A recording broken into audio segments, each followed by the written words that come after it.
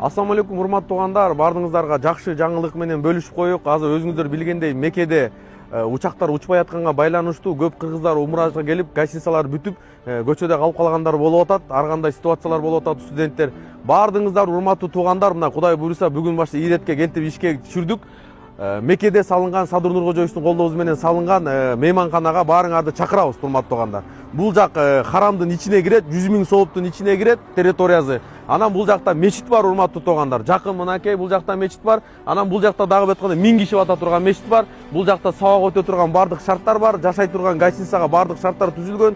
Шейшеп, мейшеп бардыгы мыкты, жаңы заманбап отель стилде курганбыз. Андан кийин могу кара жоргону Садыр Нуркожоевич кыргыз элине кызмат кылсын деп, ушуну мынакей кыргыз элине деп сатып берип отурат.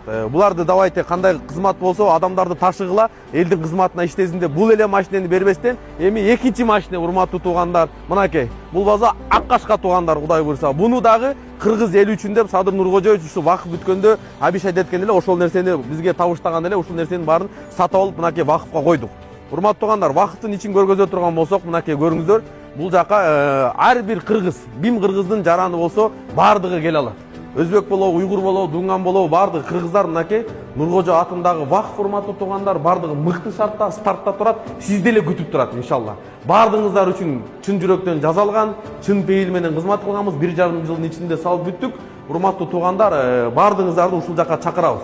Өзүңүздөрдүн үйүңүздөрдө сезип, 1 тыйын төлөнбөйт, 1 копейка алынбайт, бардыгы иншалла сиздер үчүн салынган. Ушул жака келип, кенен жайгашып, ибадаттарыңыздарды кыла берсеңиздер болот. Бардыгыңыздар ушул жака чакырабыз, ичин дагы көргөзүп чыгарабыз, бардык шарттар бар, бардыгы түзүлгөн.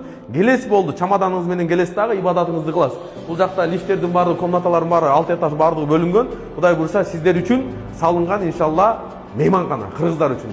Баарыңыздар нар жак бер жак болбой, кыжалат болбой, студенттер болобу, каяктан болот, эмне болот, баарыңыздар келе бериңиздер, дайрекке жаза бериңиздер. Бул жактан биз тиркеп бардыгын Кудай буйруса список менен сиздерди киргизип баштайбыз. Бардыгыңыздарды Мекке шаарында салынган, кыргыздар үчүн салынган жатаканада, Садыр Нуркожоевичтин колдоосу менен салынган жатаканада бардыгыңыздарды күтөбүз.